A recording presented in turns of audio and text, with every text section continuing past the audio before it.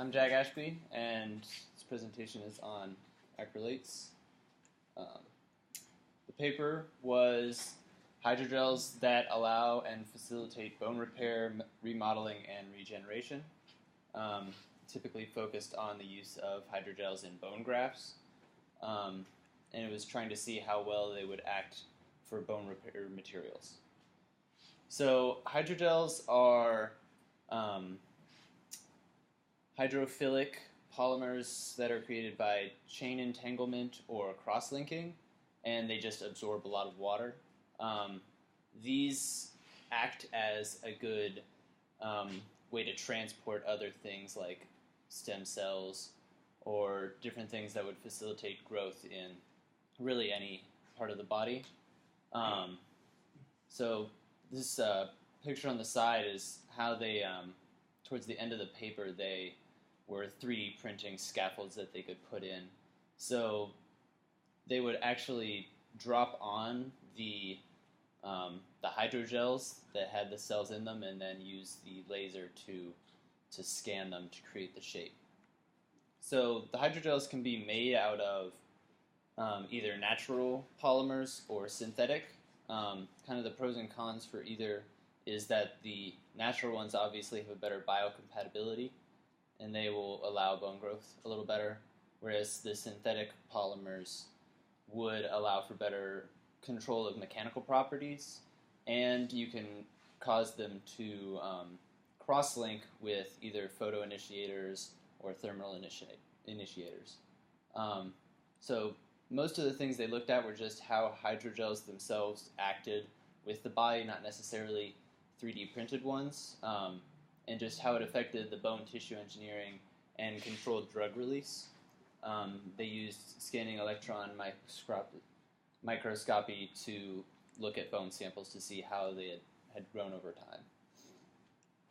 So first thing they looked at is they put NanoCeramics into a hydrogel, and they put it with some bone samples to see how it would grow over time.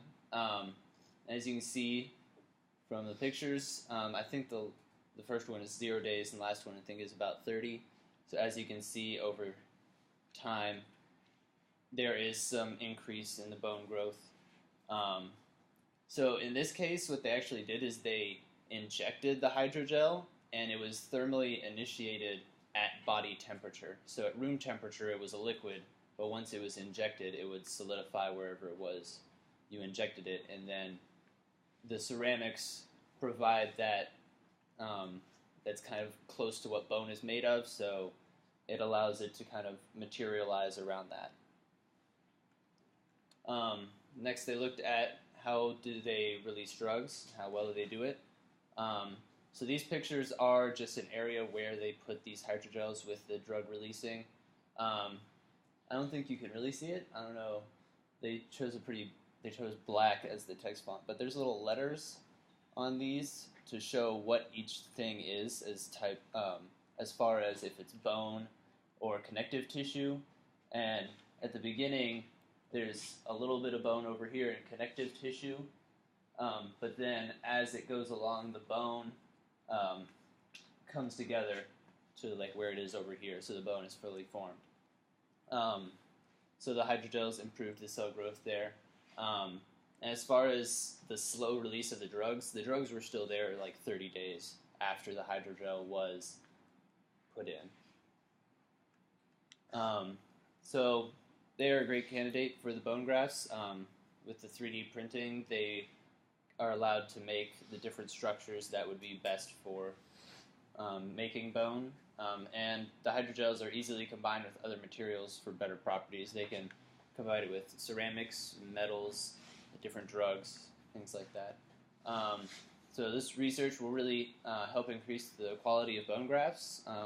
One thing they mentioned was bone graft surgeries a lot of times kind of depend on what they're putting in, because the graft might not be of a good quality, or it might not take with whoever's getting the bone graft. So this allows for something that isn't from someone else, but is also biocompatible, so it wouldn't cause any sort of infection. One downside to this research paper was there were no graphs or empirical data on anything, just kind of pictures and their opinions on stuff. So it wasn't necessarily proven stuff, but some of it seemed like it was heading in the right direction at least.